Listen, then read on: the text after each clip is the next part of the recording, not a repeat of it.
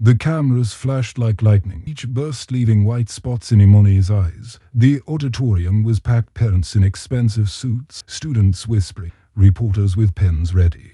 At the front of the stage stood the headmistress, holding the microphone so tightly her knuckles were pale. Beside her, the governor smiled for the photographer, his grin sharp and false, in the middle aisle. Imani stopped walking. She was 12 years old. But in that moment she felt both smaller than ever and taller than anyone else in the room. Her heart pounded against her ribs, but she lifted her chin. On her wrist, the thin copper bracelet engraved with the word home caught the light.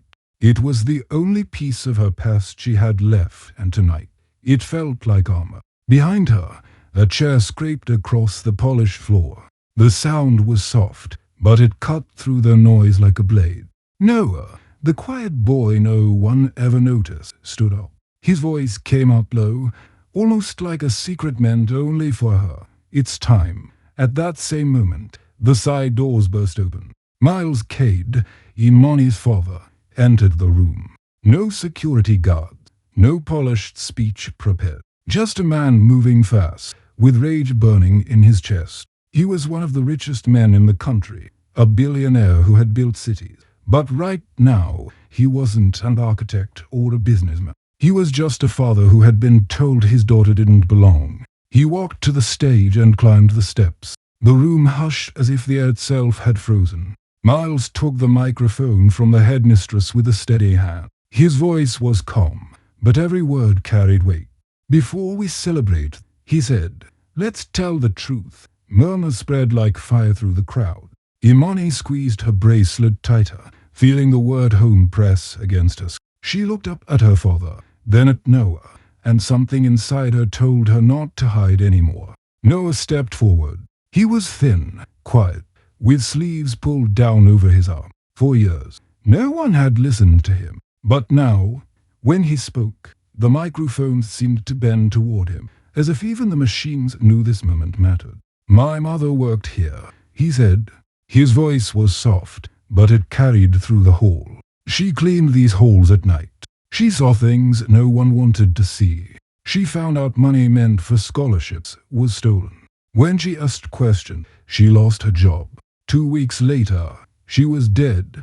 The headmistress." "That's a lie," she began. But Noah didn't stop. His eyes locked on hers. "You called it an accident, but I know the truth, and I'm not quiet anymore." Imani climbed the stage beside him. Her small hands shook, but her voice did not. "You told me I wasn't welcome here, that my presence would upset Legacy family. You said this school is a home, and that some homes aren't mine." She looked out at the crowd of parents and students. "Well, I'm home, and tonight, you will listen." She pulled a small flash drive from her pocket and handed it to her father. Miles plugged it into the computer connected to the projector. Within seconds, the giant screen lit up with email. Messages from teachers and administrators joking about optics. Notes from donors insisting only certain families were acceptable. Bank records with blank spaces where scholarship funds should have been. And finally, a letter from Noah's mother, warning about the missing money ignored by the headmistress. The room fell silent. The truth was too heavy to escape. "You think money can silence us?" the headmistress said, her voice sharp. Miles shook his head. His calm was scarier than anger. "I don't need money to win this fight. I have proof, and I have one question for all of you." He turned to the audience, his eyes sweeping across every parent, every teacher, every student. "What does this school really teach if it steals from the poor to protect the rich?" His words hung in the air like a judgment waiting for a verdict. Noah pushed up his sleeve. Thin scars lined his arm, pale reminders of years spent in silence. "I stood by her," he said, nodding at Imani, "because someone once stood by me. My mother said, leave every place better than you found it.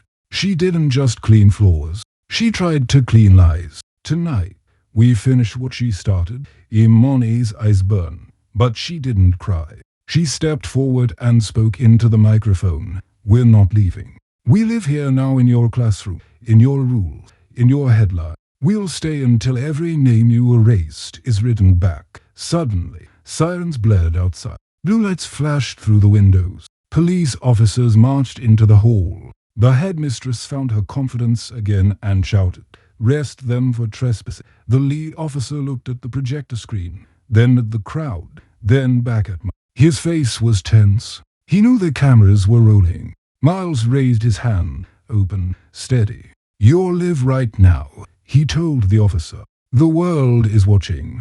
Decide which side of history you want to stand on." The officer froze. Parents shifted in their seats. Some reached for their children's hands. And there, on that stage, under the blinding light of truth, two children stood together. A billionaire's daughter and a janitor's son. Two kids the world had tried to push aside, now standing in the center where no one could ignore them. They were no longer invisible. They were unshakable.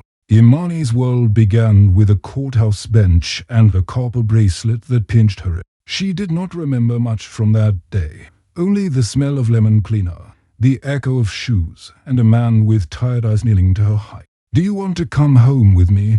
he asked. His suit was wrinkled from sitting too long, but his voice was steady, like a thaw that would not break. She looked at the bracelet, at the word home scratched along its inside, and nodded. Miles K lifted her gently, as if he were lifting a blueprint. He had built towers that caught the sun, bridges that stitched cities together, and stadiums that swallowed applause. Yet he worried over cooking eggs for a child. "Tell me how you like them," he said, standing in a kitchen big enough to echo. "Yellow," she whispered. Soft, he learned her small rule. No onion, extra toast, cartoons with animals that never die. At night, he read blueprints beside her bed, tracing lines while she traced letters. He told stories about buildings with hearts, and she believed him, because he believed her into being safe. She slept holding the bracelet tight. Their house sat above the city like a quiet ship. Glass walls watched the skyline, while the garden held stubborn rosemary and one young orange tree. Imani named the tree Little Sun and spoke to it when homework made her angry. "Grow anyway," she would say. On weekends, Miles let her draw beside his drafting table. Her lines were messy rivers, his were measured roads, and together they made a map that felt like a promise. When she stumbled, he would tap the bracelet and whisper, "Find your home in you first, then share it with the world, brave girl." The new school looked like a museum, all marble and glass, the hallways quiet as money. Admissions brochures showed smiling children rowing boats, building robots, painting perfect sunset. Miles wanted Imani there because the science labs were bright and the library held first editions like Sleeping Lion. He told her, "You have the right to be anywhere your mind can reach." She smiled, but her stomach tightened. She knew some doors opened with keys she did not carry. On the first tour, whispers followed her braids like little birds, and a mother measured her shoes with a glance, then looked away. Imani tried to be extra polite. She said thank you to doormen, smiled at girls who did not smile back, and asked teachers hard questions that made their eyebrows climb. At home she practiced shaking hands with Miles, firm. Not hard, he coached. Eyes up, you belong anywhere your feet stand. She repeated the words, a drum in her chest. Still, a small voice asked, "What if the room waits for me to apologize for being here?" When that voice grew loud, she touched the bracelet and breathed slow, counting 5 heartbeats before answering herself with one word, "Stay." She noticed the headmistress first by her pole. They sat on her collar like tiny moons, cold and bright. The woman's smile looked careful, a picture frame around nothing. "We cultivate character," the headmistress said. "We are a family." Imani felt the bracelet's metal warm against her skin. Family, she knew, did not make you smaller to fit them. Later she told Miles, who stroked his beard and said, "Listen to how people use the word family. It tells you what they fear." He hugged her and added, "Ours means room, not wall." Remember that when doors get heavy, the first weeks passed like test pages, questions, blanks, and a ticking clock. Some teachers were kind. They saw how quickly she built models from cardboard and code. Others spoke slowly to her, like she was visiting from far away. In the cafeteria she sat near the window with her book. Boys joked about sneakers that cost more than rent, and girls compared vacations by island. She smiled politely and mapped escape routes in her head. After school, she phoned Miles and told him one thing and one tough thing. "That's balance," he said. "Bravery grows from truth, not pretending." The first time she saw Noah, he was cleaning up a spill no one admitted making. He wore the school sweater, sleeves long, eyes down, movements neat. When he finished, he left a note for the custodian. "Thank you." She noticed how he stood slightly sideways, like someone ready to leave any room. Later, she asked his name. "Noah," he said, as if offering a secret. "I'm Imani," she answered. He nodded, already stepping back, already watching people without being seen. She wondered what made a boy so quiet, and why her chest hurt like a warning when he smiled. News about Miles's donation spread quickly. Some parents shook his hand with heavy praise. Others smiled like waiters, polite and distant. Imani overheard one mother say, "Money helps, but culture matters." The word culture rolled around like a marble in her shoe, small but painful. At home, Miles cooked pasta and asked about her day. "Some people think wealth is a password," he said. "It opens doors, but it cannot make strangers into kin." She nodded, tasting salt she would not call tears. He wiped the counter and added, "Your worth is not a donation. It's the work you do with your heart." The rejection arrived on a bright morning that smelled like cut grass. An email, short as a slap, said her presence would upset legacy families and complicate our culture. Miles read it twice, then again, and set the phone down so gently the table did not note it. Imani felt heat flood her face. She wanted to scream, but the sound stayed trapped behind her teeth. She went to the garden, pressed her forehead to little son's thin trunk, and whispered, "Grow anyway." Miles came after, wordless, and held her shoulder. "They are wrong," he said. "We will make this right." The email kept echoing in Imani's mind like an unfinished sentence. "Not suitable. Complicates our culture." The words didn't just close a door, they erased her name from it, as if she had never tried to belong. For days, she carried that rejection like a heavy backpack no one else could see. She still went to class, still opened her books, but the whispers were sharper now, the stares more pointed. Every laugh in the hallway felt like it curved toward her. Miles tried to cover the wound with plan. He called lawyers, advisors, even an old college friend on the board. "This is illegal," one of them said. "This is cruel," another whispered. But when he asked if they would speak publicly, their voices, "I have a son there," one admitted.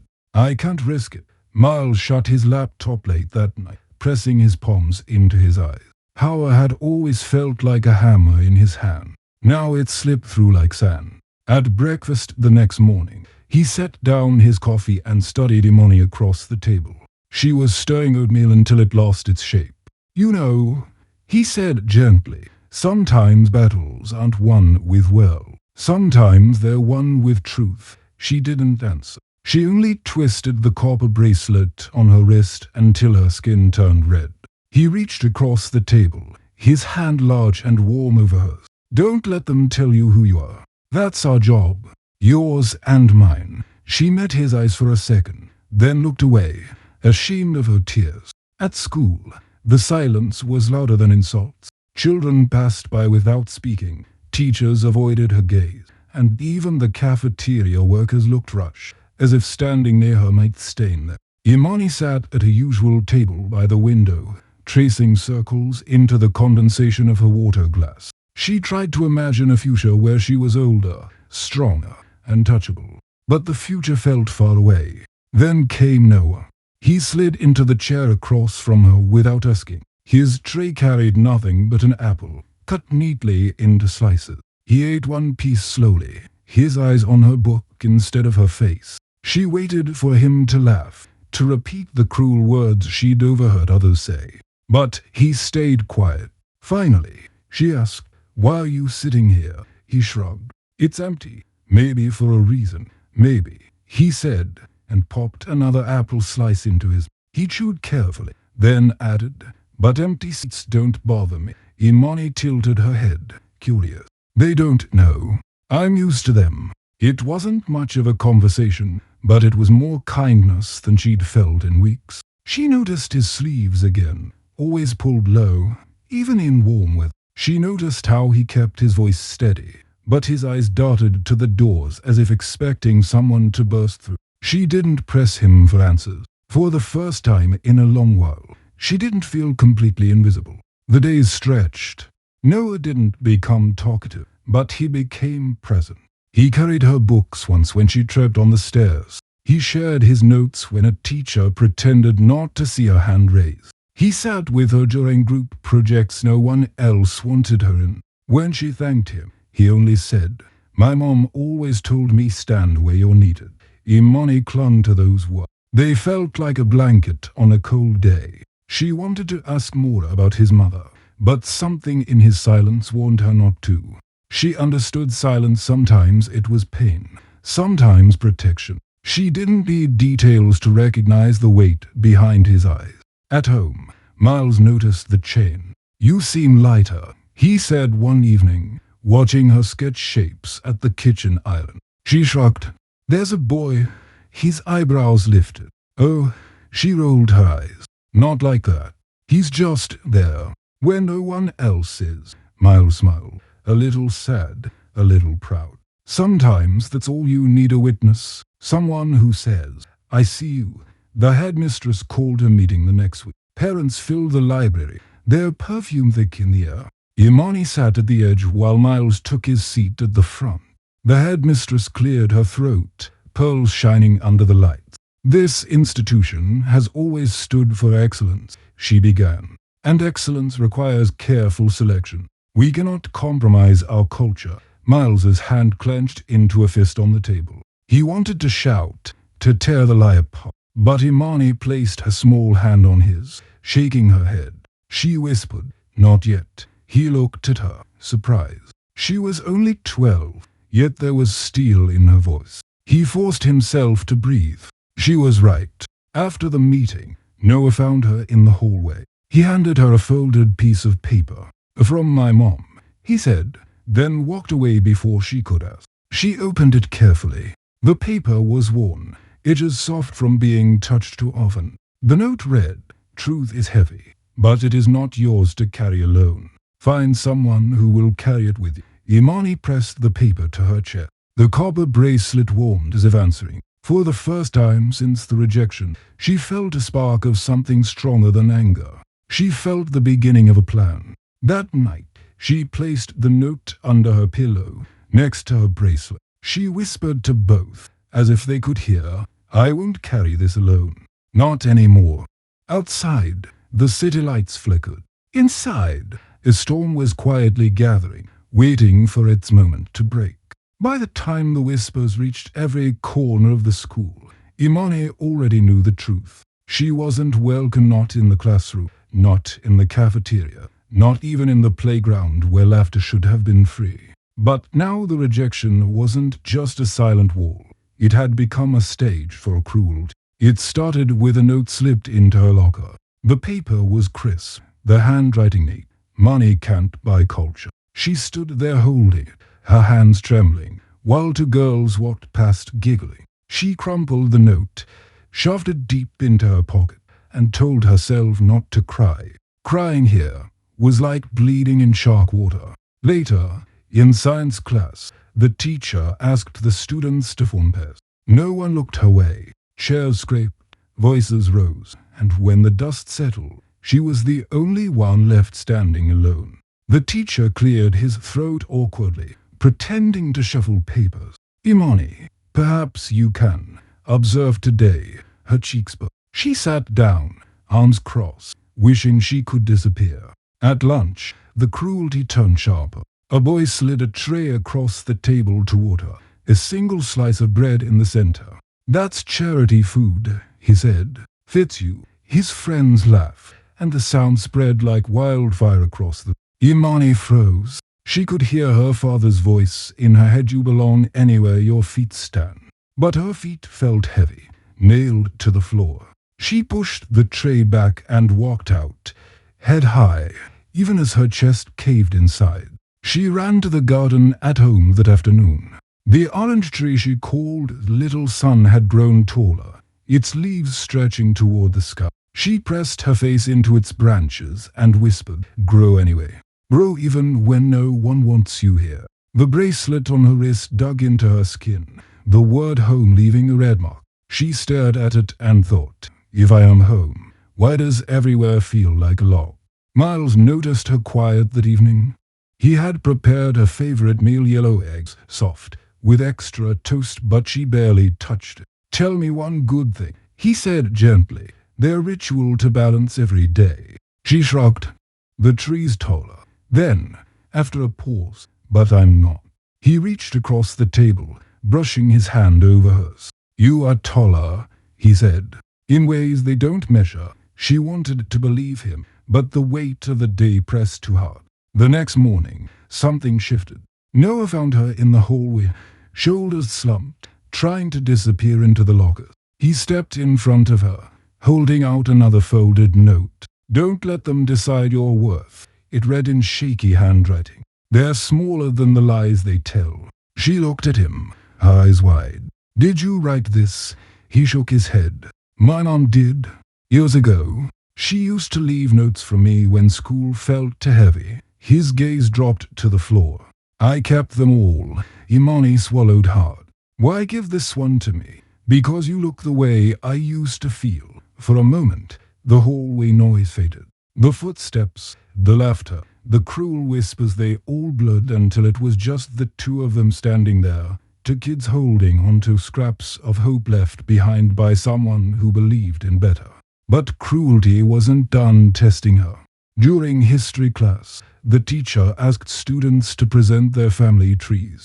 Imani had worked hard on hers, drawing careful lines from her birth mother to Miles, showing both blood and choice as roots of love. When she stepped to the front of the class, a boy snickered. "That's not your real dad," he said. Another voice added, "Adopted kids are just charity cases." Her throat tightened, but she kept speaking, her voice steady. "Families aren't just blood. Families are who choose you." She held her paper higher. "This is my family." The room grew quiet.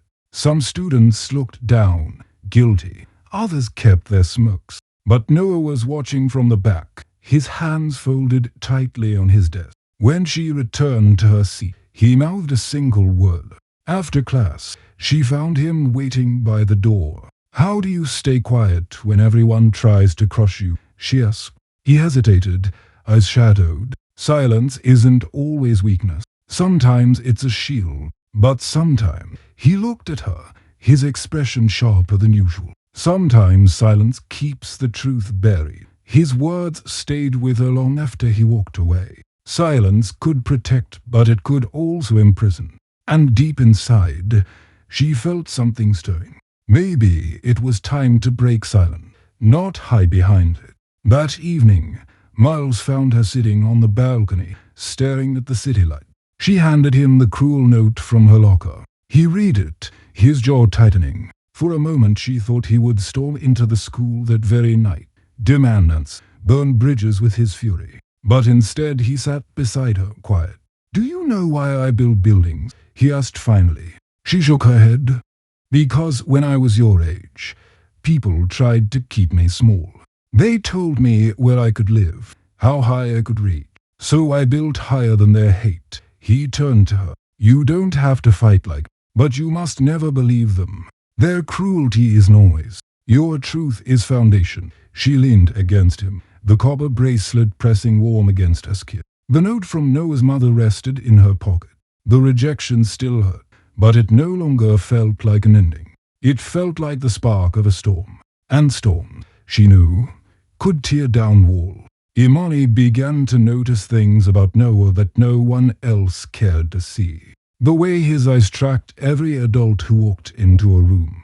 The way his sleeves never rolled up, no matter how warm the day was. The way he carried an old backpack that sagged like it had been stitched too many times. Most kids at school treated him like wallpaper there, but invisible. He liked it that way, she realized. Being invisible was safer. But when he was with her, something changed. His gaze softened, his shoulders loosened, and for a moment, he seemed less like a shadow and more like a boy learning how to be seen again. One afternoon, they sat by the library window, sunlight spilling across dusty shelves. Imani leaned closer. "Why are you always so quiet?" Noah's lips pressed into a thin line. For a long time, she thought he wouldn't answer. Then, finally, he whispered, "Because people don't listen. They hear what they want, not what you say." She tilted her head. "I'm listening." His eyes flickered toward hers, uncertain. He pulled something from his backpack, a folded piece of paper, yellow at the edges, torn in places. He handed it to her without meeting her gaze. "Read it." She opened the note carefully. The handwriting was shaky but warm, each word written with care. "When lies are heavy, they crush you. But if you hold the truth long enough, it will rise. Don't give up on it. Don't let them bury it." Imani looked up. "Your mom wrote this?" Noah nodded. "She wrote a lot of them. She said the truth is like a seed.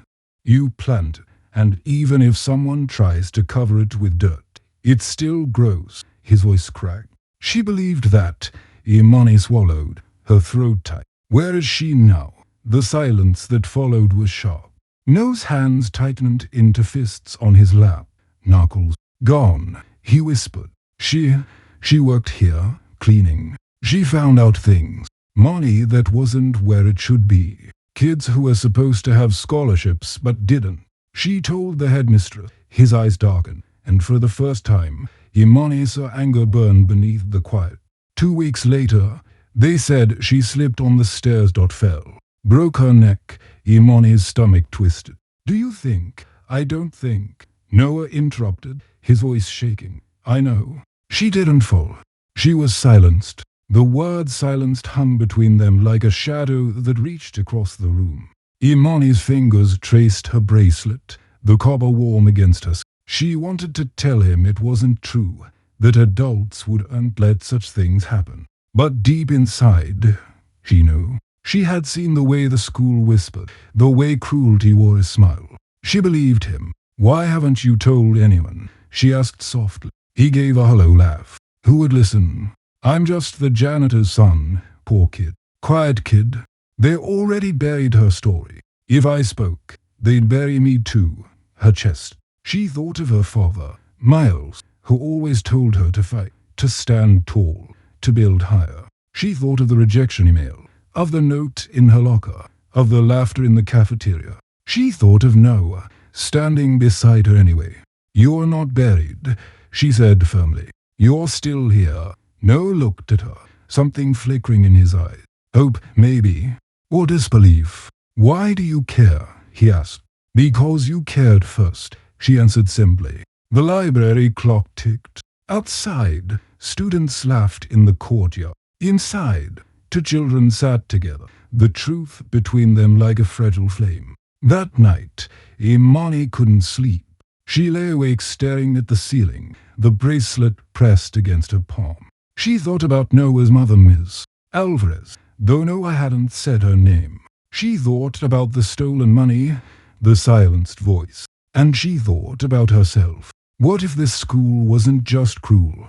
What if it was corrupt? She went to Miles's study, where the lights still glowed. He was bent over blueprint, glasses slipping down his nose. "Dad," she said quietly. He looked up, smiling. "Can't sleep."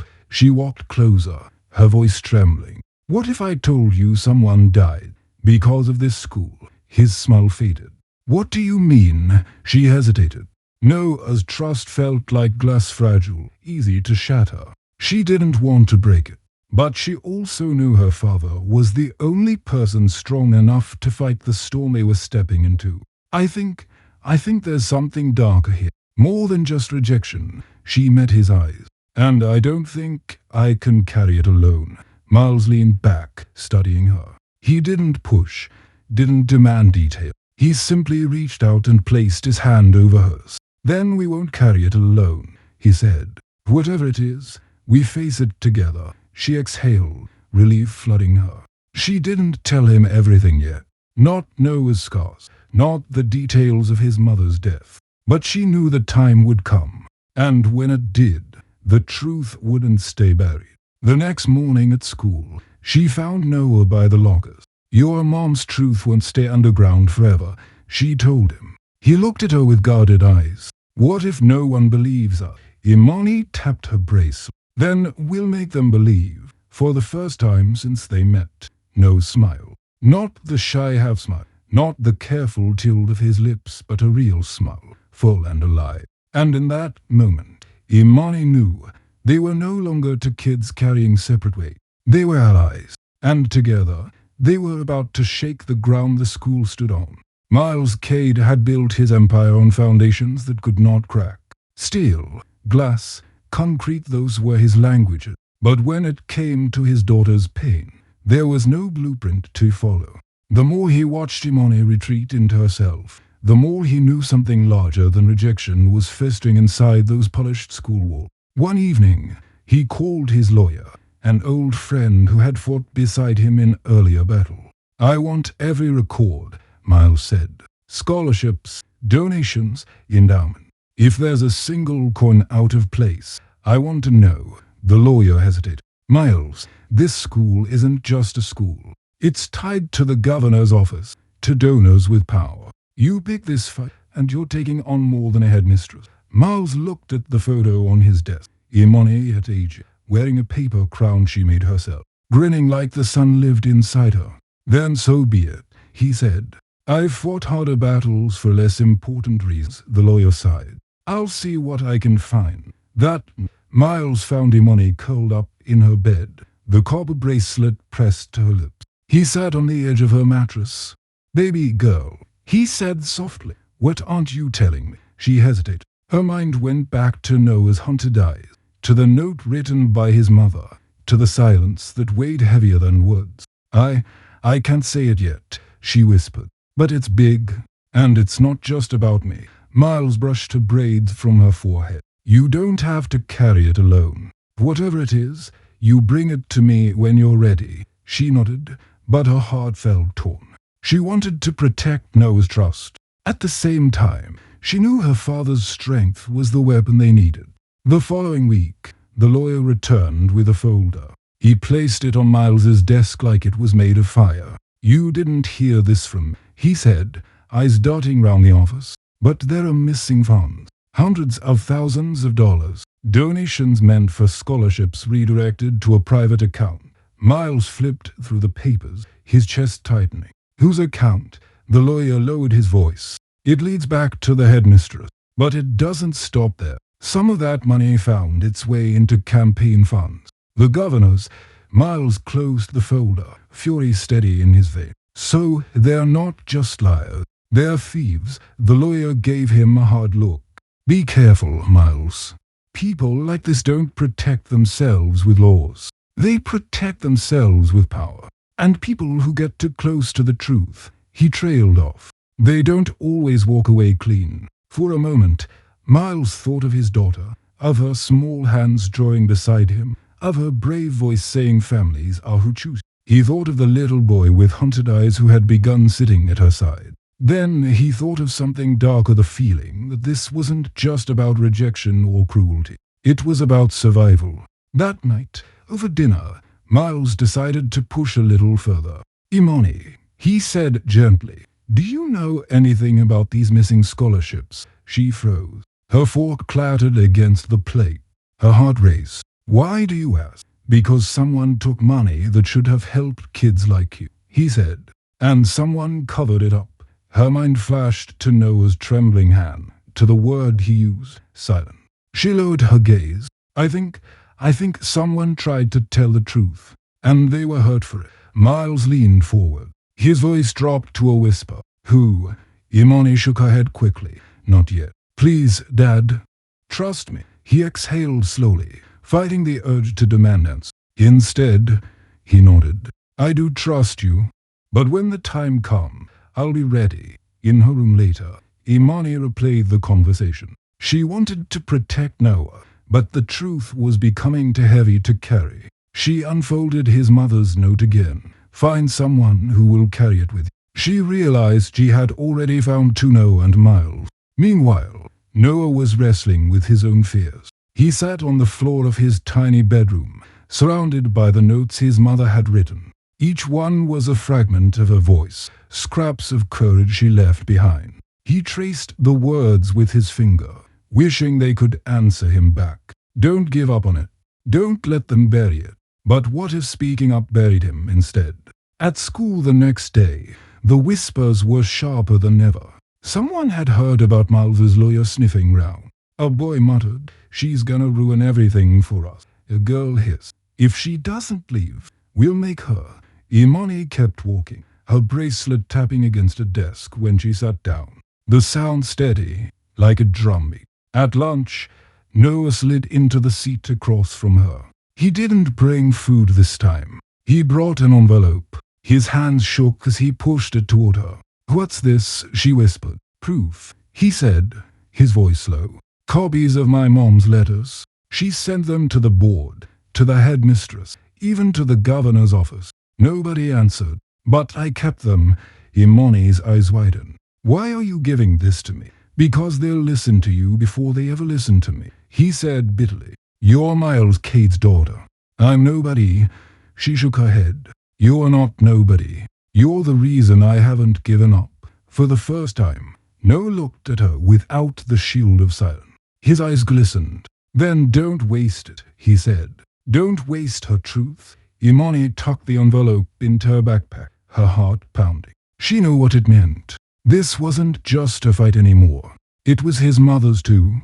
And maybe, if they were brave enough, it could become everyone. That night, as the city lights flickered beyond their glass house, she showed the envelope to Miles. His jaw clenched, but his eyes softened when he looked at her. "Baby girl," he said, voice thick, "you just handed me the blueprint for justice." The night after Miles read the letters, the Cade house was restless. The glass walls that usually made the city look like a glittering dream now felt like eyes watching them. Imani sat at the dining table, the copper bracelet cold on her wrist, while Miles paced the room with the envelope in his hand.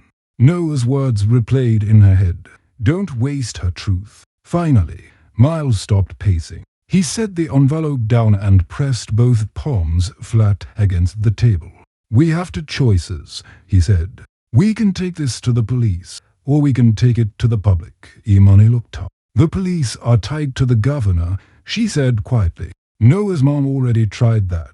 They buried her voice. Miles studied her, surprised by the certainty in her tone. She was only 12, yet she spoke with the weight of someone twice her age. "Then the public," he said.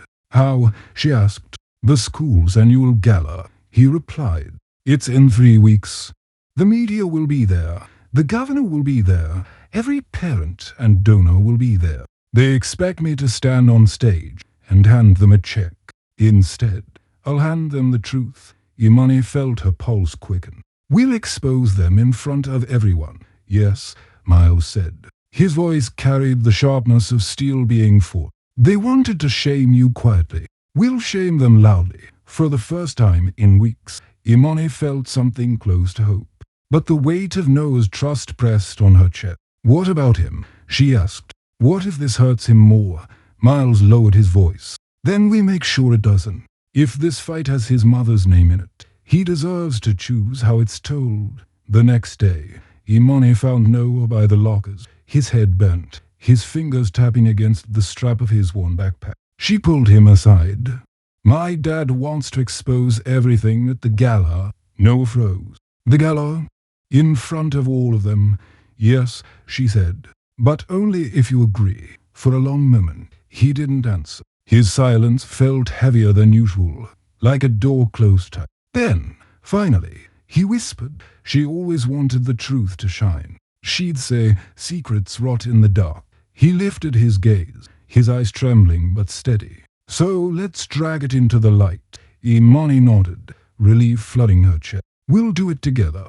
They began preparing. Every afternoon after school, Noah came to the Cade house. While Miles worked with his lawyer to verify the documents, Imani and Noah spread letters across the floor like puzzle pieces. Some were creased from being folded too long, others smudged by tears. Together, they organized them into a timeline. The missing funds, the warnings, the silence. The sudden accident. Imani's hands shook when she read certain lines aloud. She wrote, "I fear the children will be the ones who suffer if this continues." She looked at Noah. His jaw clenched. She was right. They scanned the letters, backed them up, and stored copies on flash drive. Miles insisted on security. "If they try to destroy one, we'll have 10 more ready." He wasn't just planning a reveal, he was planning a defense. But beneath the planning, fear lingered. One evening, as they worked in the study, Noah pulled his sleeves higher without thinking.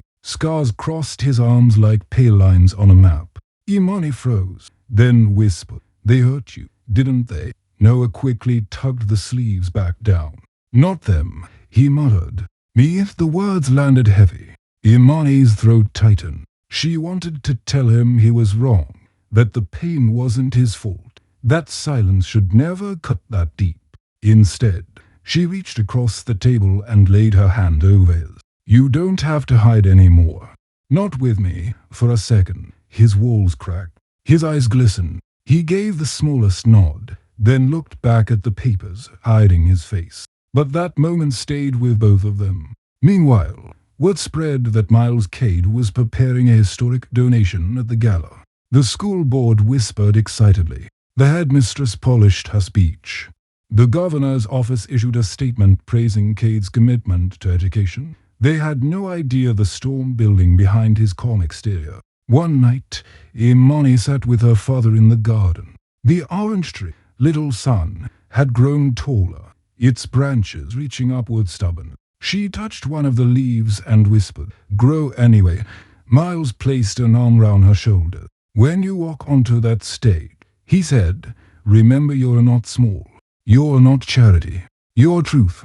And truth is taller than any wall they build." She leaned into him, the copper bracelet warm against her. For the first time, she believed it. The night before the gala, Noah handed Imani one final note from his mother. The paper was soft, nearly worn away from being read too many times. "Courage is not the absence of fear. It is walking forward while afraid.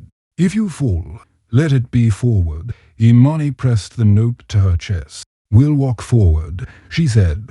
Noah nodded. "Even if we fall, together." They packed the flash drive, the letters. The stage was waiting. And so was the world. The night of the gala dripped with luxury. Cars rolled up the school's circular drive like jewels on parade, sleek black sedans, limousines with tinted glass, sports cars that purred like wild cats. Parents stepped out in gowns and tuxedos, their laughter sharp and rehearsed. Photographers flashed their cameras at every smile, while servers carried trays of champagne like it was water. Inside, the auditorium glittered with chandeliers. White silk banners hung from the ceiling, each one stamped with the school's crest. At the front of the stage, a giant screen displayed the word, "Celebrating Excellence." The headmistress stood near the podium, pearls shining under the lights, her smile carved into place. The governor shook hands with donors, each one eager to be seen.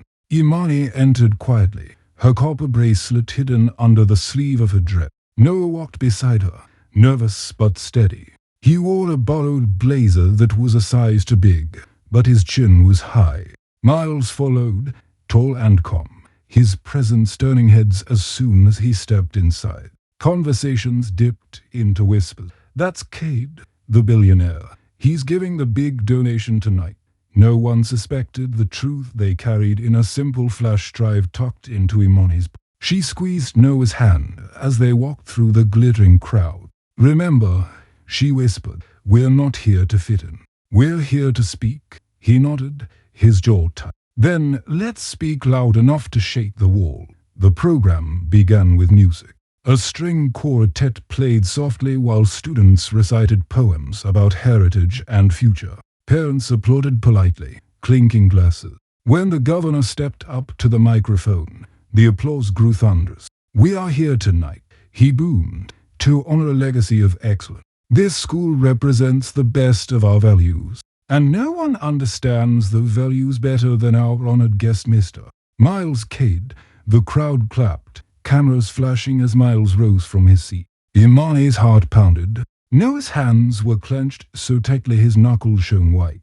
The headmistress took the podium next. Her voice dripped with sweetness, every word practiced. This institution has thrived for over a century because we hold ourselves to the highest standards. Tonight, Mr. Cade will help us continue that legacy with a historic gift. Parents leaned forward, eager for the number, for the headline tomorrow. Billionaire funds future of elite school. But as Miles reached the stage, he did not carry a check. He carried only his daughter's courage and her father's rage. He stood at the podium, microphone in hand, and his voice was calm. But each word landed like a stone dropped in still water. Before I give this school anything, he said, I have something to give the truth. The room shifted. Whispers rose. The headmistress stiffened, her pearls frozen at her throat. Imani stepped forward, her small figure framed by the stage light. Her voice rang out clear and strong. This school rejected me, not because of grade, not because of conduct, but because of who I am, gasped Seku. A few cameras turned to her, snapping quickly. Parents shifted in their seats, uncomfortable. Noah walked forward next, his blazer slipping off one shoulder. His voice trembled at first but grew stronger. My mother worked here. She found out this school was stealing scholarship money. She tried to warn them, and then she was gone. A silence spread across the auditorium. The governor's smile faltered. The headmistress stepped forward, trying to seize control. This is not the place for a wild story, but Miles cut her off. It's exactly the place. You wanted the cameras. You wanted the lights. Well, let them see. Imani pulled the flash drive from her pocket. Her hand shook, but she held it high. Miles plugged it into the computer, and the giant screen behind them flickered. Emails appeared, teachers joking about optics, donors writing that certain families were unacceptable, letter pages missing fun. A final letter from Noah's mother, begging the headmistress to stop the theft. The audience gasped. Some stood, whispering furious. The governor's face hardened, his jaw tight. The headmistress snapped, cut the screen, but Miles leaned into the microphone, his voice slow and dangerous. Don't bother.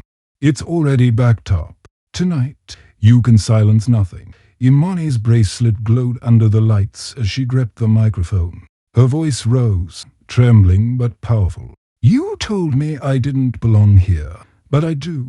This school is supposed to be a home, and no home steals from its children. Noah stepped beside her, his voice breaking but strong. You buried my mother's truth, but tonight we dig it up, and it will not die again. The room erupted, parents shouting, reporters scribbling, cameras flashing non-stop. And just as the chaos swelled, sirens wailed outside. Blue lights pulsed through the windows.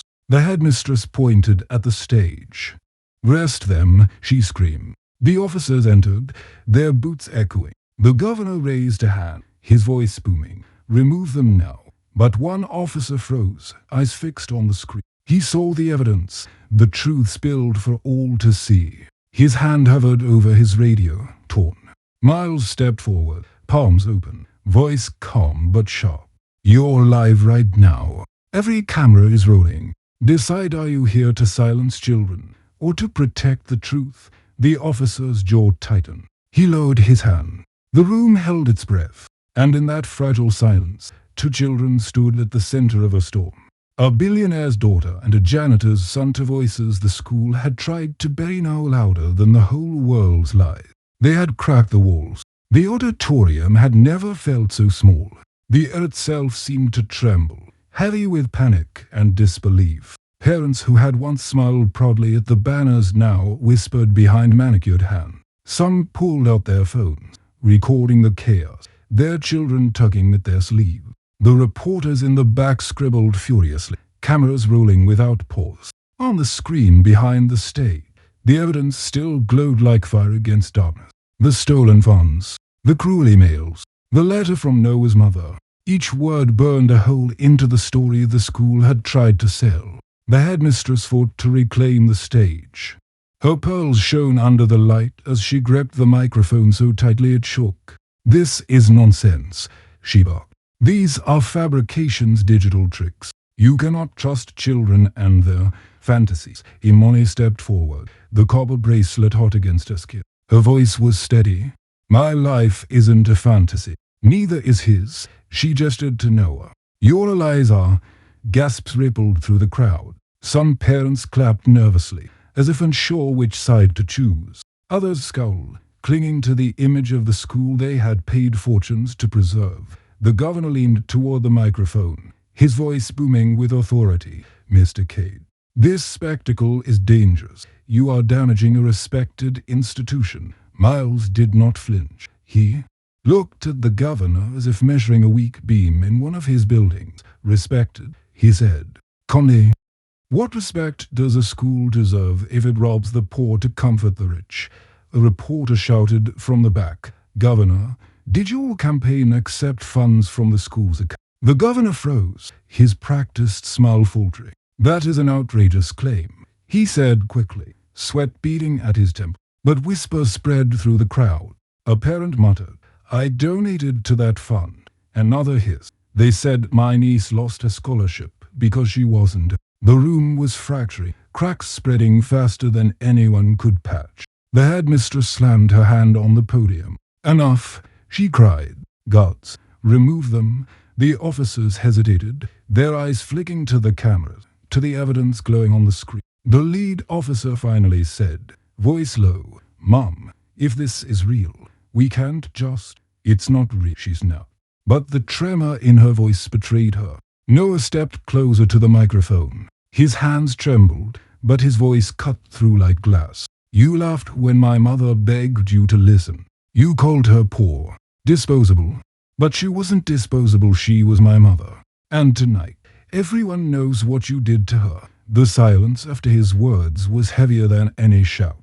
Even the reporters stopped moving for a second, pens frozen above their pages.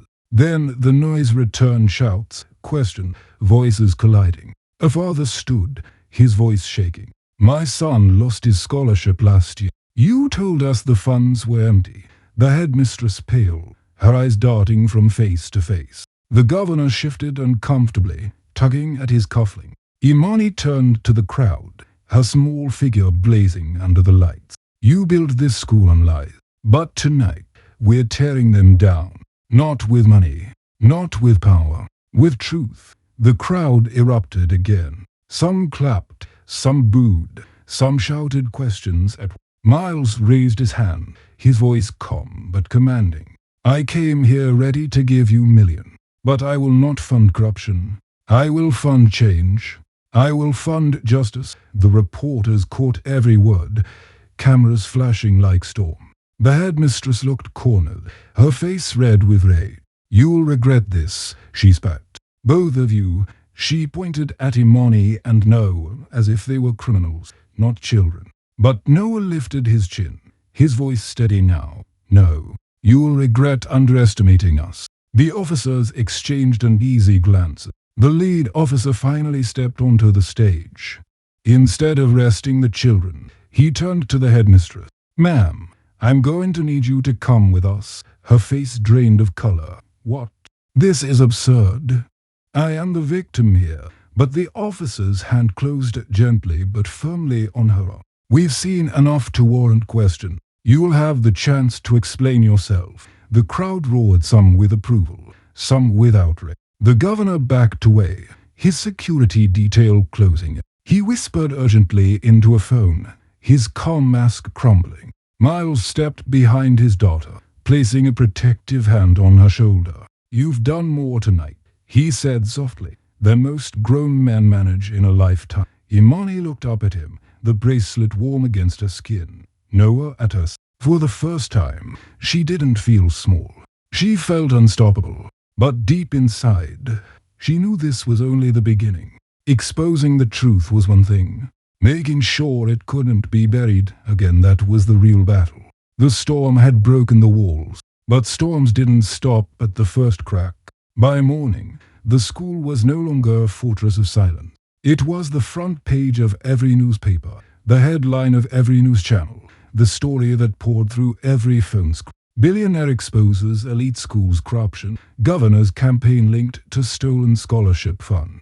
Adopted daughter speaks out. Families are who choose. Everywhere Imani looked, her own face stared back on television, on websites, even on flyers posted outside their building. Her copper bracelet gleamed in half the photos, the word home frozen in 1,000 lenses. She wasn't invisible anymore, but the attention didn't feel safe. It felt heavy. At breakfast, she pushed a cereal round the bowl.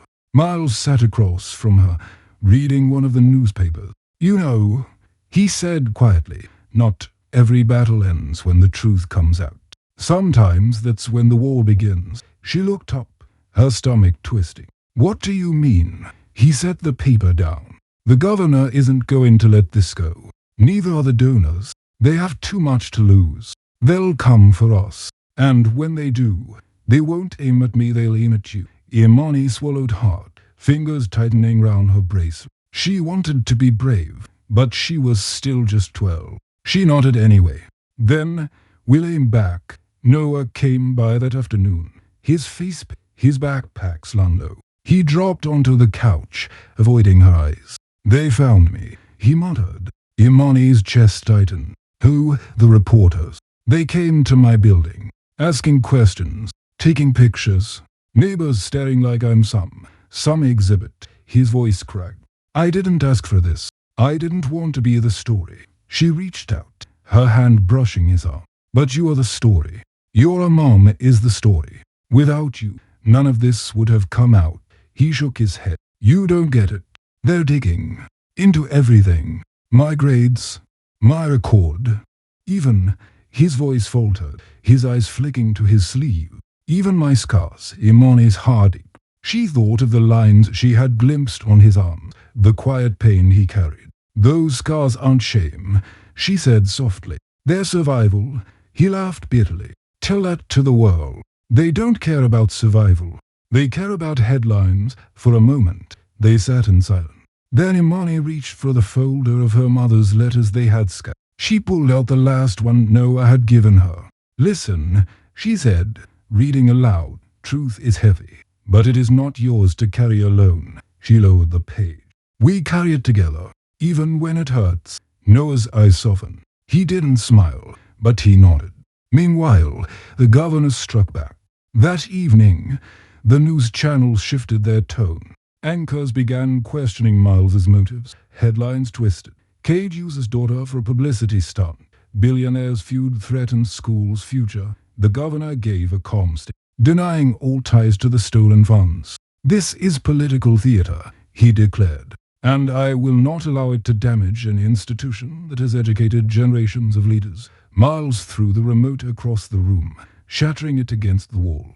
"They're turning the story," he growled. "They're trying to make us the villain." Imani flinched at the sound. She had never seen her father lose control. She crossed the room and hugged him from behind, her small arms barely reaching round his waist. "Then we tell the story louder," she whispered. The next day, reporters crowded their driveway. Some shouted questions, others snapped photos. Miles's security team formed a wall, but still the voices slipped through. "Imani, how does it feel to be rejected?" "Noah, do you blame your father for your mother's death?" Noah stiffened, his face pale. He turned away, his voice tight. "I can't do this." Imani grabbed his hand. "Yes, you can. Not alone. With me." That evening, Miles gathered them in his study. Papers covered the desk, bank record, legal notes, timeline. He leaned over the desk, his eyes blazing. "We can't just play defense anymore. We need to go on offense." Imani's heart pounded. "What does that mean?" "It means we give the people more than story," Miles said. "We give them proof so solid it can't be twisted. We leak the full records, every stolen dollar, every false email. We hold a press conference, and we do it before the governor can bury us." Noah hesitated. "That means showing everything. My mom's letters, my family, my life." Miles looked at it. "It's your choice. If you don't want this, we stop here." Noah's silence stretched. His hands shook. But then he looked at Imani, the girl who had been rejected, laughed, yet still stood beside him. He thought of his mother's words, "If you fall, let it be forward." He lifted his chin. We do it, Imani smiled, squeezing his hand. Together, that night, as the city outside their windows buzzed with gossip and headlines, the three of them sat round the desk, shaping truth into a weapon. The copper bracelet glowed faintly under the lamp, the word home etched into its skin. Imani touched it and whispered, "Home isn't where you hide, it's where you fight." And this time, they weren't fighting alone. The press conference was set for a Friday morning. The city buzzed with anticipation. Reporters lining up outside the Cade Foundation headquarters hours before the doors opened. With satellite dishes crowded the street, microphones pointed like weapons toward the building. The world was waiting to hear from a billionaire, his daughter, and a quiet boy who had turned into a witness. Inside, the air was tense. Imani adjusted the copper bracelet on her wrist, her heart pounding so loud she was sure the whole room could hear it. Miles knelt down in front of her, smoothing the collar of her dress. "Remember, baby girl," he said softly, "they'll try to twist your words. Just speak your truth. Nothing louder, nothing softer." She nodded, trying to breathe evenly. "And Noah?" she asked. Miles glanced at the boy, sitting stiffly in a chair, staring at the floor. "Noah will speak if he's ready. If not, he doesn't have to." His mother's letters speak, but Noah surprised them both. He lifted his head, his voice steady. "I'll speak if she could risk everything." "So can I?" The press conference began in a hall filled with flashing cameras and murmurs. Miles stepped up first, his tall frame commanding silence. "Thank you for coming," he began. His voice was low, controlled, the voice of a man used to boardrooms and negotiation. "We are here to talk about more than money. We are here to talk about the truth." He held up a folder. Inside these pages are financial records showing how funds meant for scholarships were stolen. We also have emails from school administrators and the headmistress. And we have letters written by a woman who tried to warn them. Her name was Rose Alvarez. She worked at the school. She was Noah's mother. The room erupted, reporters shouting, pens scratching, cameras flashing brighter. Miles raised his hand for silence. "Before she died, Miss Alvarez begged them to stop. They ignored her. They silenced her. Tonight, her son is here to finish what she started." Well, eyes turned to Noah. He stood slowly, his blazer too big, his hands trembling. For a moment, it seemed he might run. But then he looked at Imani. She gave him a small nod, touching her bracelet. He straightened his back and stepped to the microphone. "My mother wasn't rich," Noah began. His voice cracked, but he pressed on. "She worked nights, scrubbing floors while the rest of you slept. She wanted me to go to this school because she believed it could change my future. But when she found out they were stealing money from kids like me, she spoke up.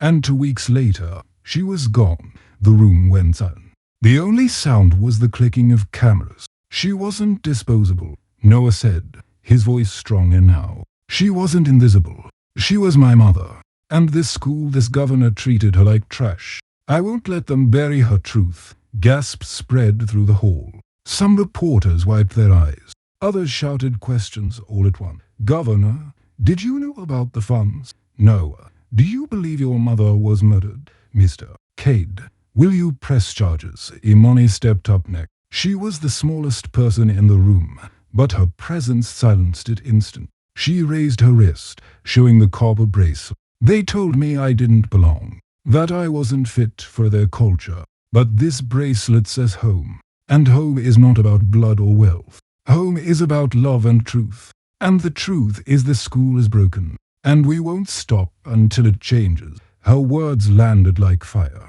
The crowd exploded with question, but one phrase cut through louder than all. "She's only 12. Yes, she was 12. And she had spoken like a leader. That night, every news channel played clips from the conference. Images of Noah's trembling voice, Imani's raised bracelet, and Miles's sharp words filled screens across the nation. Support poured in online hashtags trending. Hashtag justice for Rosa. Hashtag I am here and I belong. Hashtag truth over power. But the backlash was just as fierce. The governor appeared on television that same evening. his smile calm, his words carefully sharpened. "This is an orchestrated attack," he declared. "A billionaire using his daughter to settle personal score. These documents are fabricated. Rosa Alvarez's death was ruled an accident. To suggest otherwise dishonors her memory." Imani watched the broadcast from the couch, her fists clenched. "How dare he?" she muttered. Miles shut off the TV. "He's desperate," he said. "When the truth threatens powerful men, they call it a lie, but deep inside, he knew the governor's denial was dangerous. The more cornered he felt, the harder he would fight. And men like him didn't fight fair." That night, their house phone rang. Miles answered, only to hear a low, distorted voice. "Back down, Cade," the caller warned. "Or you'll regret it." The line went dead. Miles stood frozen, the phone still pressed to his ear. He knew what this meant. They had touched something deeper, darker. When he turned back to his daughter and Noah, he forced a smile. "We've started something we can't stop now." Imani touched her bracelet. Noah clutched his mother's notes. Neither of them looked away. "Then we won't stop," Imani whispered. And in that moment, she believed it. The days after the press conference felt like standing in the eye of a storm.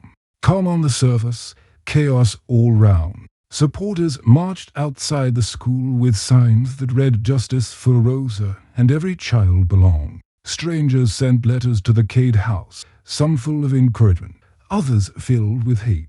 Online, Imani's face became a symbol. Half the world called her brave, the other half called her spoiled. At school, the tension was unbearable. Some students whispered hero when she walked by.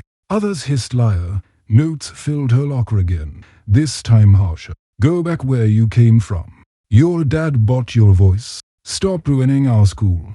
Imani clenched her bracelet, trying to drown out the voices. She reminded herself of her father's words. Noise is not truth. But noise still cut deep. Noah faced worse. His family's tiny apartment was swarmed by reporters.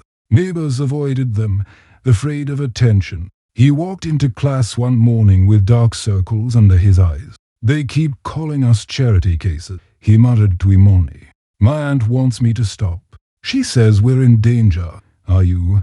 she asked quietly. He hesitated. "Last night someone spray-painted liars on our door. We heard footsteps outside all night. She thinks they'll come after us." Imani's chest tightened. "Come stay with us," she whispered. Miles agreed without hesitation. "This house was built to hold people safe," he said, placing a hand on Noah's shoulder. "Until this storm passes, your family." For the first time, Noah slept without waking at every sound. But danger crept closer. Late one night, Miles returned from a meeting with his lawyer, his jaw tight. "They're coming harder," he said. "The governor filed a defamation suit. They're painting Rosa as unstable, saying she made up the allegation. They'll drag her name through the mud until no one remembers the truth." Imani's eyes burned. She was the only one brave enough to speak. And they call her a liar because she cleaned floors instead of owning them. Miles pulled her into a hug, his voice thick. "How I hate to be challenged. But that's why truth matters." The threats escalated. A black car began parking across the street, its windows too dark to see inside. Anonymous calls came at midnight, silence on the line, then clicks. One morning, Miles's driver found the car tires slashed. "Warnings," Miles muttered. "They're trying to scare us into silence." But it wasn't Miles they targeted most, it was the children.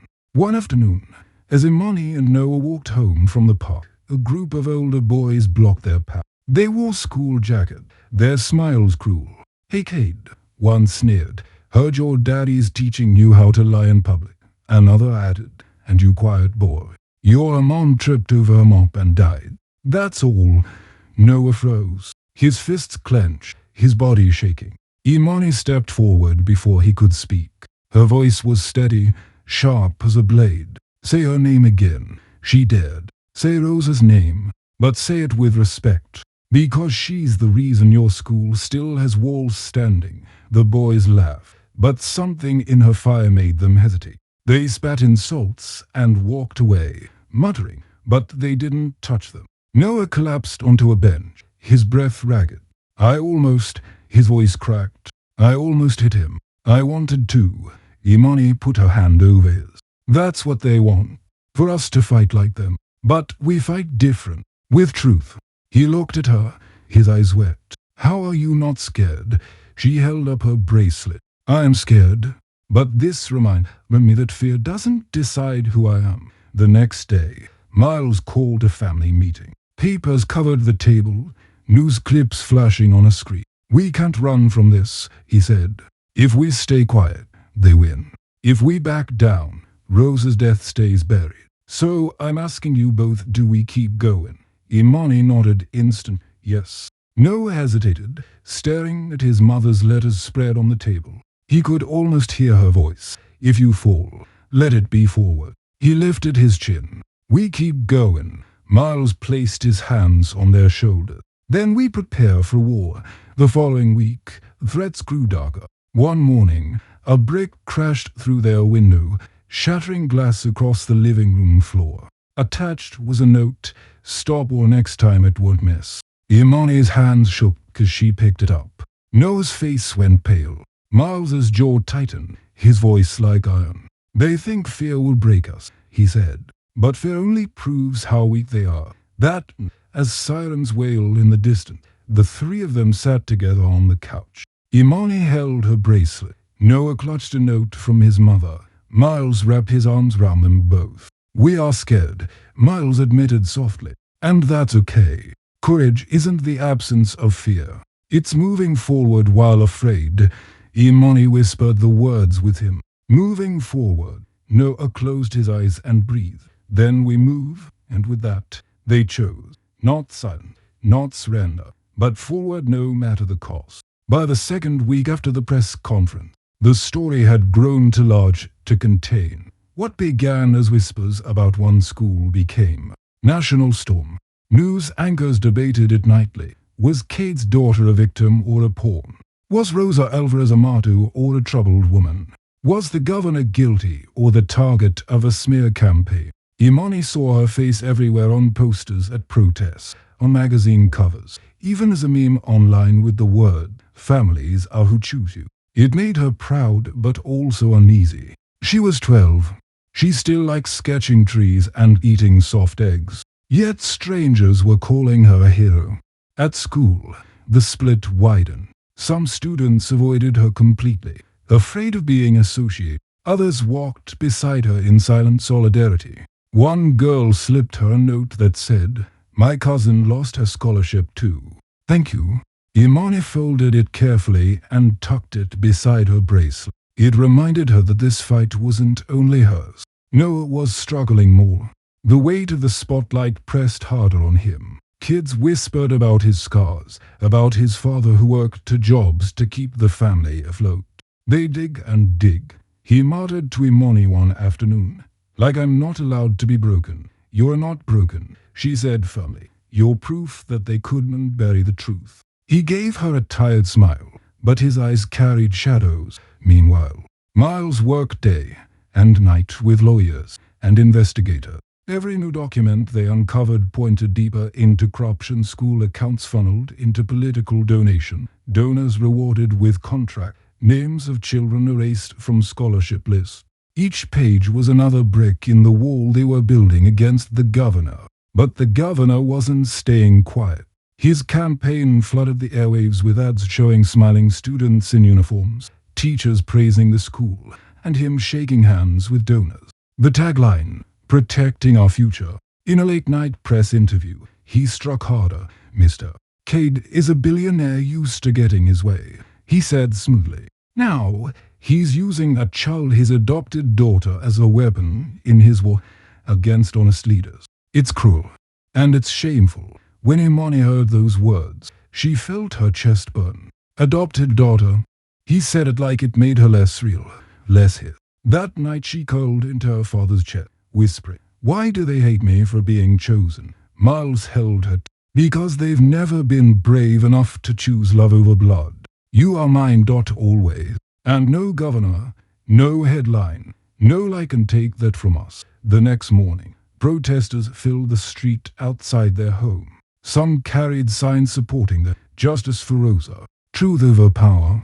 Others carried signs against them, keep politics out of school. Kid lies. Police lined the sidewalks to keep the groups apart. Imani pressed her face against the window, her breath fogging the glass. They're fighting about us, she whispered. Miles placed a hand on her shoulder. No, they're fighting about truth. We just lit the match. Noah stood beside her, his mother's note folded tightly in his fist. She'd say this is what seeds do, he murmured. They grow into something bigger than you can control. That night, Miles announced his decision. We're taking it to court. Full case. Full trial. The governor, the headmistress, the donors, every name tied to this corruption. We bring them all down. Imani's stomach flipped. That could take months. Years. Yes, Miles said. But we're not doing this for a headline. We're doing it so kids like you, like Noah, like Rosa's scholarship student, can't be erased again. Noah looked down at the floor, then back at. They'll try to destroy us before trial. Miles met his gaze. Then we survive, and we fight louder. The days leading up to the filing were tense. The black car returned, parking outside their gate. Anonymous letters arrived, some warning them to stop, others filled with threats. Security was doubled. Still, Imani couldn't shake the feeling of eyes always watching. One evening, she and Noah sat in the garden beneath Little Sun, the orange tree. Its branches stretched taller now, stubborn against the wind. Imani traced its leaves with her fingers. Grow anyway, she whispered. Noah glanced at her. You always say that. Because it's what trees do, she said. They grow even when storms try to break them. We're the same, for the first time in days. Noah smiled. Then maybe we'll make it. But the governor wasn't done. The night before Miles filed the lawsuit, the news broke. Anonymous sources, Cade under investigation for tax evasion. The governor's allies had struck, twisting shadows into accusation. Reporters camped outside their home again, shouting questions. Miles stood firm, telling Imani and Noah, this is the cost of fighting the powerful. They smear you to protect themselves, but the truth will hold. Imani held her bracelet. Noah clutched his mother's note. Together they whispered the words that had carried them this far. Move forward. The storm was reaching it, and the final battle was waiting. The courthouse steps were crowded with cameras, microphones, and shouting voices. Protesters lined both sides of the street, some waving signs of support, others chanting in defense of the governor. The noise swelled like a storm's. Miles, Imani, and Noah walked up the marble step. Security surrounded them, but it didn't block the weight of every eye fixed on their small group. Imani's copper bracelet glinted in the morning sun. She touched it, whispering under her breath, home. Noah walked beside her, clutching the folded letter from his mother so tightly it shook. Miles kept his shoulders straight, his face carved from stone. But inside, even he felt the gravity of what they were about to do.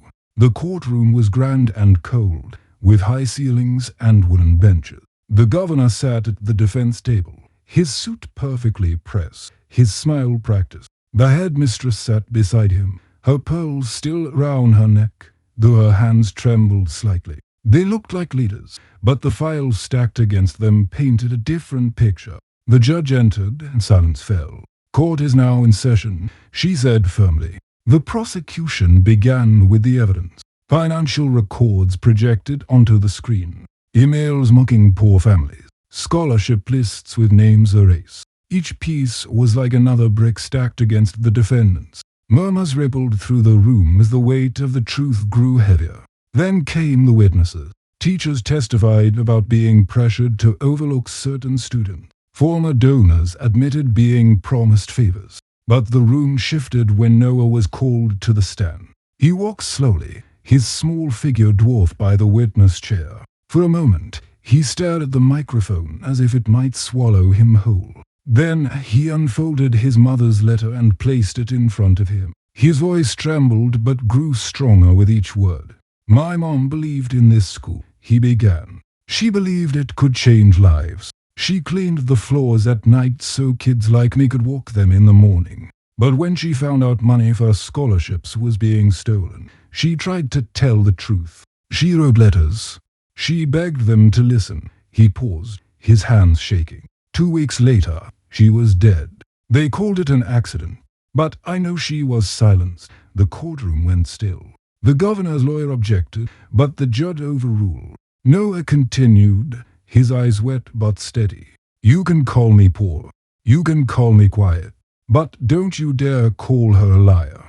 She was my mother. And tonight, her voice lives here. The silence broke into whispers, reporters scribbling furiously. Even some of the jurors shifted uncomfortably. Next, it was Imani's turn. She walked to the stand, her small shoes echoing in the heavy room. She raised her wrist, showing the copper bracelet. This is from my birth mother. It says home. When this school rejected me, they said I wasn't fit for their culture. But home isn't culture. Home is love. And love doesn't steal from children. Her eyes burned with tears, but her voice was clear. They tried to erase kids like me, kids like Noah.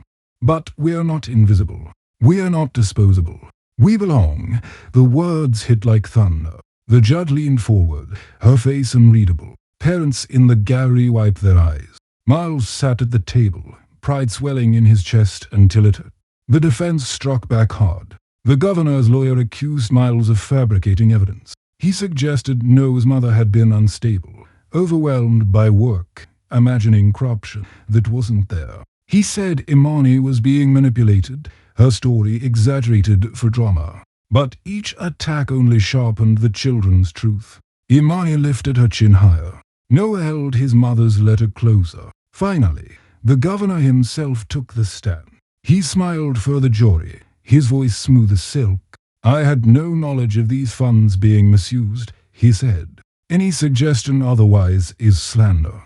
I have spent my career protecting children's futures. And now, my opponents use children to destroy mine. For a moment, his words seemed to sway the room. His calm, his power, it was convincing. Until the prosecution revealed one final piece of evidence, an email traced directly to his office, thanking the headmistress for redirecting scholarship funds as agreed. The governor's smile cracked. The courtroom buzzed with shock. Imani felt Noah squeeze her hand under the table. The storm was breaking. The judge called for order. This court will recess until tomorrow, she announced. Closing arguments will be heard before the jury deliberate.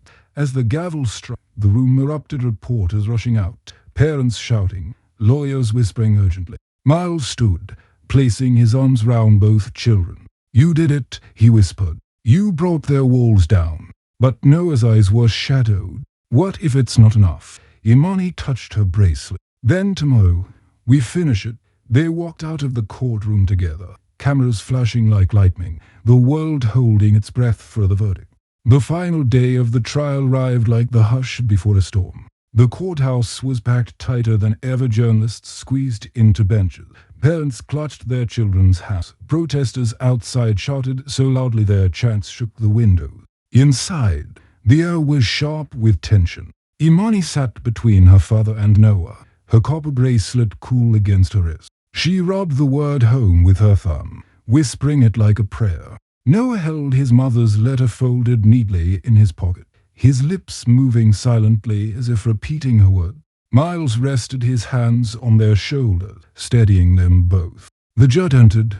Court is in session, she declared, her gavel striking. First came the closing argument. The prosecutor spoke of Rosa Alvarez, of her courage to speak up and the cost she paid. He spoke of the stolen scholarships, the erased children, the families left behind. This case is not just about numbers, he said firmly. It is about voices silenced. It is about justice denied. Today, you decide whether truth can be buried or whether it must rise. The governor's lawyer countered, smooth and cold. He painted Rosa as confused, Miles as manipulative, and the children as victims of their father's pride. These are not facts, he insisted. They are story, dramatized to wound good people. Do not let emotion blind you, but his words hung weak in the air. The evidence had already spoken louder. The jury left to deliberate. The wait was endless. Hours passed. The crowd restless. Imani sat with her bracelet pressed against her lips, her heart racing with every tick of the clock. Noah stared at the floor, whispering to himself, "If you fall, let it be forward." Finally, the bailiff announced, "The jury has reached a verdict." The courtroom hushed. Everyone rose as the jurors filed in. The foreman stood, a folded paper in his hand. His voice was steady. "We, the jury, find the defendants guilty." Gasps broke through the silence. Some wept. Some shouted. The governor's face twisted with fury. The headmistress collapsed into her chair, pearls trembling round her neck. Imani felt tears sting her eyes. She turned to Noah, who sat frozen, disbelief etched on his face. "Noah," she whispered. "We did it." He pulled the letter from his pocket, his hands trembling. For the first time in years, he smiled fully, tears rolling down his cheek. "She was right," he whispered. "Truth rises," the judge continued, her voice sharp. "The court hereby orders the restitution of stolen funds, removal of the headmistress, and a full investigation into the governor's campaign. This case is adjourned." The gavel struck like thunder, sealing the moment. The room erupted, reporters rushing forward, parents crying, lawyers shouting into phones. Miles pulled Imani and Noah close, his arms a shield around them. "You changed everything," he said, his voice breaking. "Both of you." Outside, the crowd roared. Supporters cheered, chanting their names. Signs lifted higher, "Justice for Rosa." "Imani belongs." "Truth over power." Imani stepped onto the courthouse steps, the copper bracelet glowing in the sunlight. Cameras flashed, microphones shoved forward. She raised her wrist high. "This isn't just about us," she said, her voice clear. "This is about every child who was told they didn't belong. Today, we say, you do." Noah stepped beside her, his voice steady. "And this is for my mother, Rosa Alvarez. She wasn't disposable. She wasn't invisible. She lives in this truth." The crowd erupted in applause, their voices carrying like a wave. That night, back at the Cade house, the city lights flickered beyond the glass wall. Imani sat in the garden beside little Sun, the orange tree. Its branches stretched taller, stubborn and alive. She touched a leaf and whispered, "Grow anyway." Noah sat beside her, his mother's letters in his lap. "We grew," he said softly. "Yes," Imani agreed. She turned her bracelet, the word home pressing warm against her skin. "And we'll keep growing." Miles stood behind them, watching, pride filling his chest. For all his towers and bridges, nothing he had built was greater than this, to children, stronger than walls. Carrying truth like a torch, the world had tried to bury them instead. They had risen, and the world would never forget their names.